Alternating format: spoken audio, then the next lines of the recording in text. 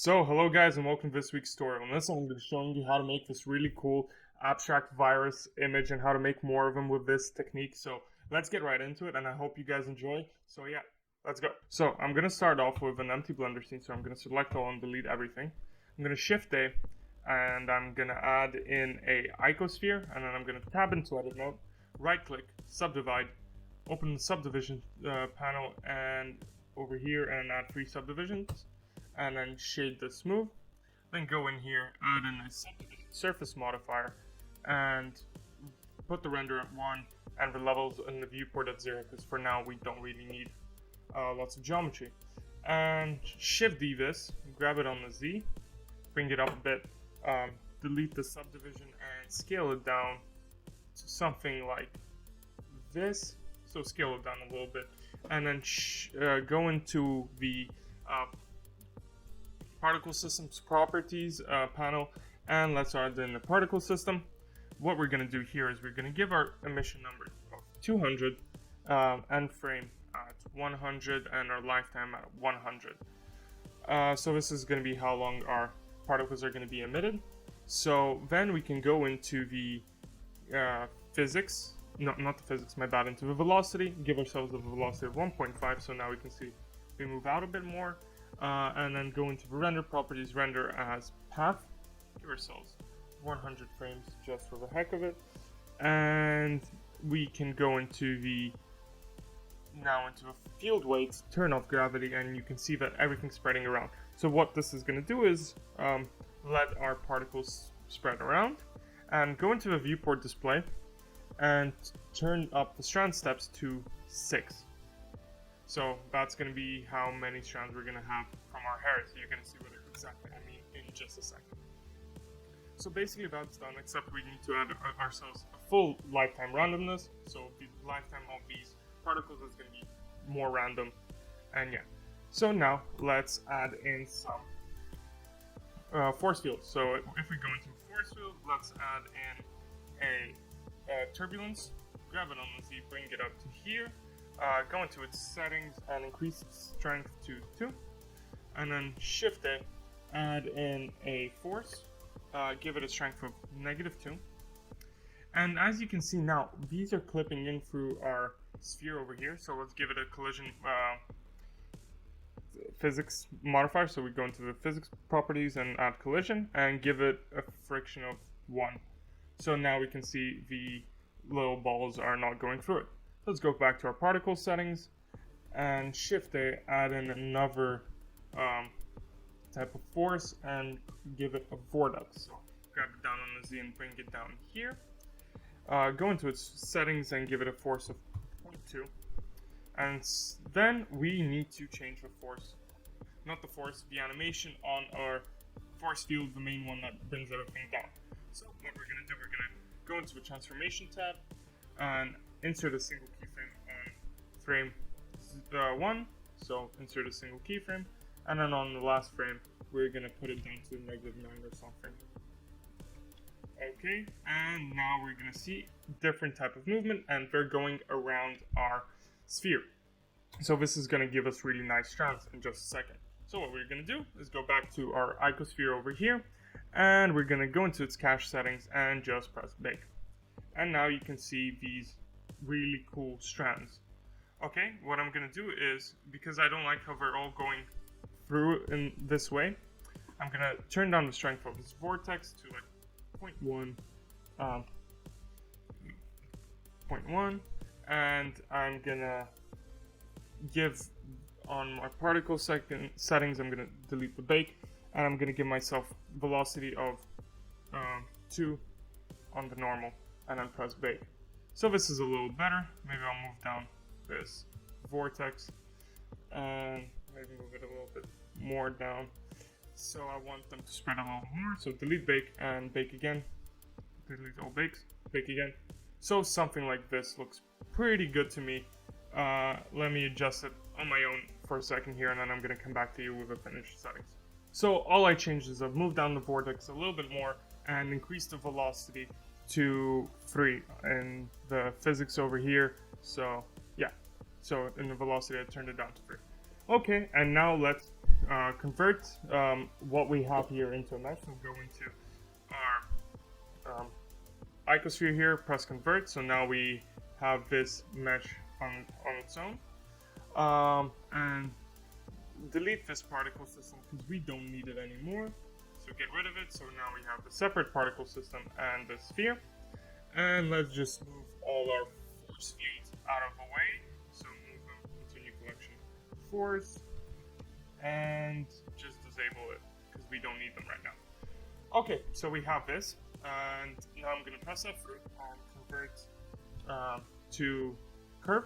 So I converted this to a curve, and let's go into a curve settings and let's edit the geometry a little bit. So increase the depth, so something like this, maybe one more time, and increase the resolution, shade this smooth, so we have really cool strands popping out, but they're very thick everywhere and I just don't like how that looks.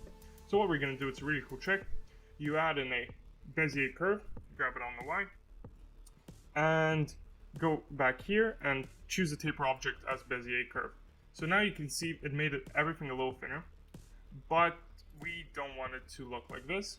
So we're going to go to Bezier, and just by grabbing like this end on the Y up, you see that it gets thicker from one side and stays thin on the other side.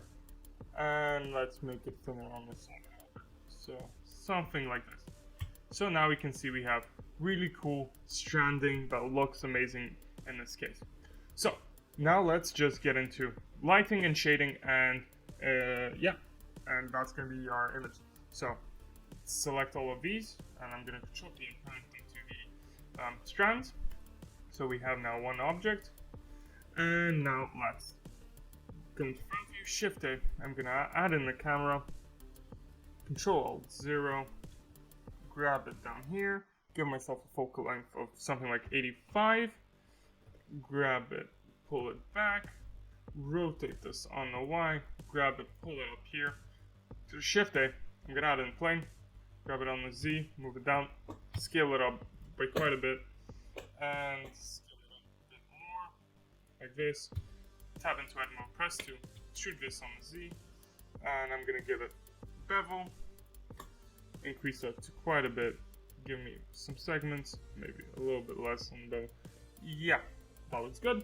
So basically now we have our scene set up, and we're gonna go into the lighting of this. So I'm just gonna add in an area light. I'm gonna move it out here, scale it up by quite a bit, give it a disc shape, and I'm gonna rotate this, grab it up, and move it out of the way a little bit. Give it a strength of something like 900, and I'm gonna duplicate this, Shift D, grab it, rotate it on the Z, and I want it to be right behind our little virus over here. Okay, grab it, rotate it, and scale it up, down. Okay, that looks pretty good. And now with this we can start going into the shading and lighting of this.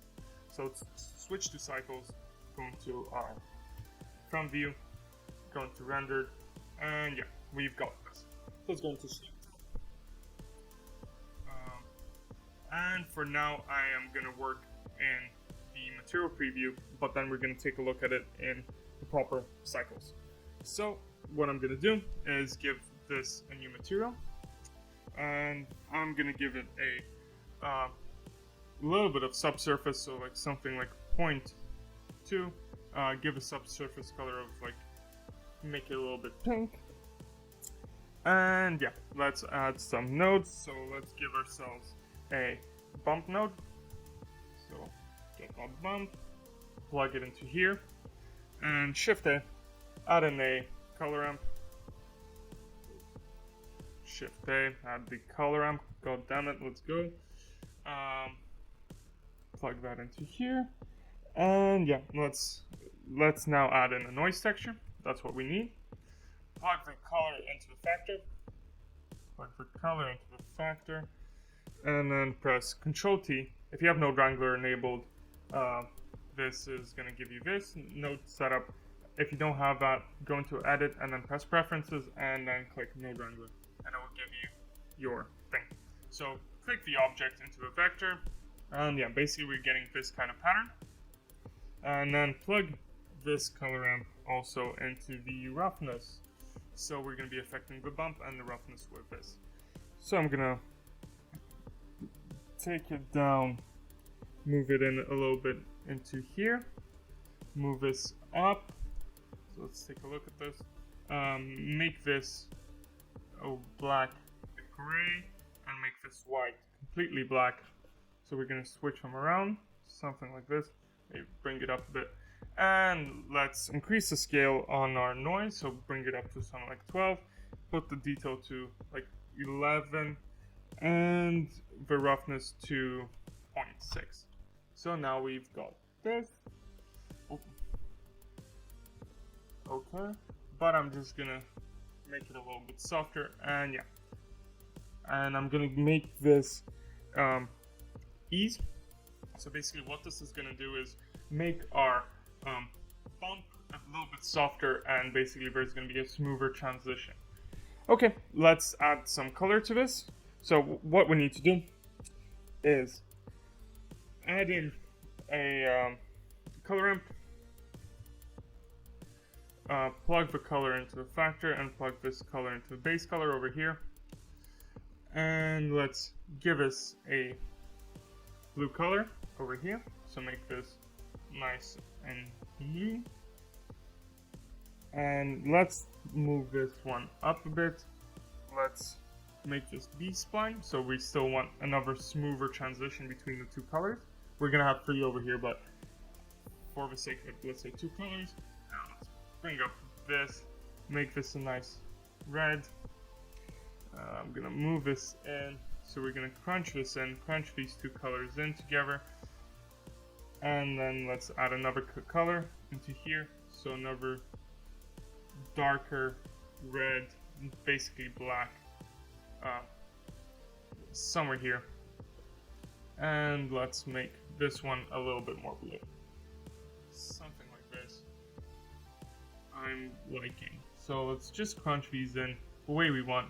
We want it to be like a little bit gory, like, I don't know exactly, but we're trying to get this kind of action going on. Okay, this looks pretty good.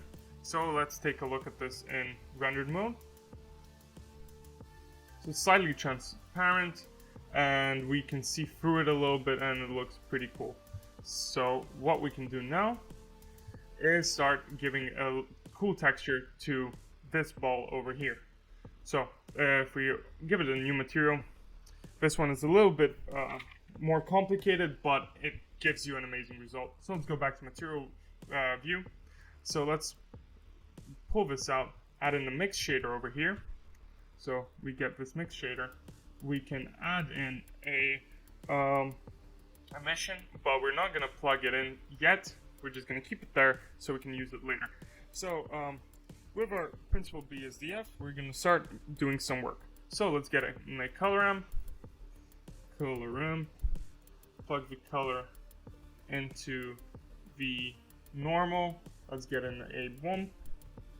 Let's get our bump over here, and let's plug that into the height. And then we can get in a noise texture, plug the color into a factor, and then we're gonna start disrupting this noise texture a little bit more. So we're gonna give it some more weirdness to it. So you'll see what I mean by in just a second. So let's add in a mix RGB, plug that into a vector, and then add in a musgrave. So this is quite a lot of different little things going on, but this is going to disrupt our noise texture, and it's going to give us a really cool look. So let's give ourselves another mix RGB, plug that into here, and we're going to get another noise texture. Not white noise. Let's shift the noise texture, and we're going to plug that into the bottom socket, and we're going to now press Control T with Node Wrangler enabled. This is going to give us this node setup yet again, and then we're just going to take this vector line, plug it into the top, and let's see what this does. So in just a second, we'll be able to look at it once it realizes what's happening. And yeah, that looks pretty good. So let's just adjust these sliders a little bit and we're going to get a perfect look. So make this 3, turn down the detail to 0. On the musgrave, give it like something like 2.6 and like 1.5 over here. And let's bring this up a bit and keep that the same, and just increase the scale on here 6.5 and the detail to about 4. Yeah. Okay, so let's now crunch this in a little bit. Something like that looks pretty good. Yeah, we want a couple of flat spots, and that looks really nice. So we can do one more thing. Let's just color this in. Plug this color into here. Plug the color into base color, and we're just gonna choose 2 colors, which are gonna be this white part is gonna be a nice orange. Make it a little bit brighter. Oh, it is already bright, so let's just pull this back a bit and crunch this in a little bit so we have a nice bright orange over here. Okay, so with this done, we basically are ready to add some emission into here. So let's plug in our emission, give it a strength of 100, and we're going to give ourselves a blue color. Okay, it's overwhelming for now, like, because all you see is this. But if we add in another color amp, yeah, I know this is a bit intense, but if you go step by step, slowly, you will see that this comes out really nicely, and you just need to take your time and adjust everything the way that looks good to you. So we take this color amp, and what this color amp will do, it will plug it into a factor, and basically it will act as a mask. So we will choose what we're going to be masking. So here we're going to be flip these around, and like this, we're just adding in our blue, really cool looking emission. So now we are 99% of the way there. So let's just select this little ball here, and then select this one. Press Ctrl L and link materials. So now this one has the same material, but to this top one, I'm gonna press this little button here. So that makes a new material, and we're just gonna change the color from blue on the emission to a nice red, and give it a strength of 150. So make it a little bit stronger. And now, if we go back into our rendered view, we're gonna see this really cool floating object. So let's turn down the strength of the background, give our floor a new material, make it black, and turn down the roughness. And actually, on the background, we're going to give this a strength of 0.2 and give it a little bit of a pinkish purple color. Okay, so with this done, we can now fill up our scene. So let's go into layout, and we have this object. Let's move it into a new collection on its own. So let's call this collection virus. Move this into a new collection. I'm going to keep myself in material preview. And if we go and shift it and add in the collection instance, so that's going to make an exact copy of what we had over here. We can move it here.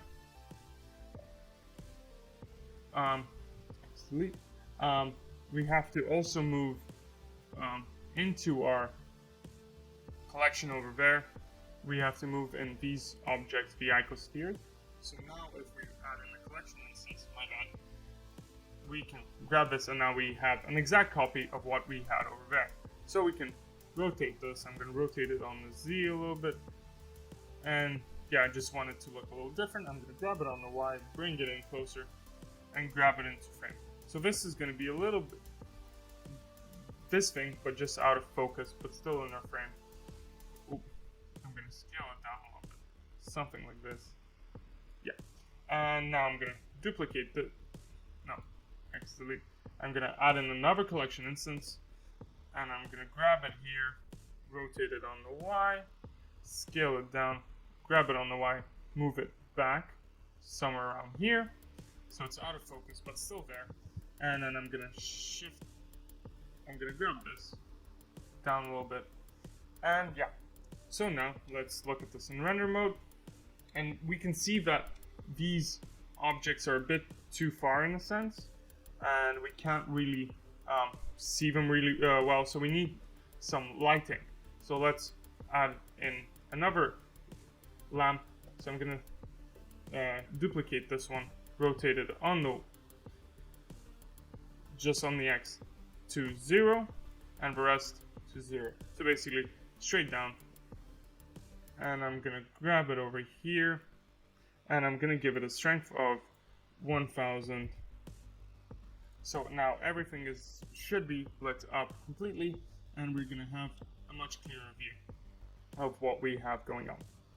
So quickly, we can now add some depth of field to our scene over here, so we can keep focusing only on this one, and the rest is out of focus. So increase the number of blades, and just turn down the f-stop to something like 0.4, so everything is really out of focus except our object over there. And pretty much that's it. But what I'd suggest doing is work a little bit with the lighting, maybe make this a little bit lighter, and just adjust what this looks like. And basically, if you render this out, you're going to get an image that looks something like this. I added a couple more little viruses here, but overall the gist is the same. So I hope you guys enjoyed this one, and I hope you guys enjoyed watching. Thank you for being here. If you guys enjoy my content, I hope you can subscribe, hit the like button. It really helps me out. I'm a growing channel, so I do need your support. Thank you for watching, and see you guys in the next one. Bye-bye.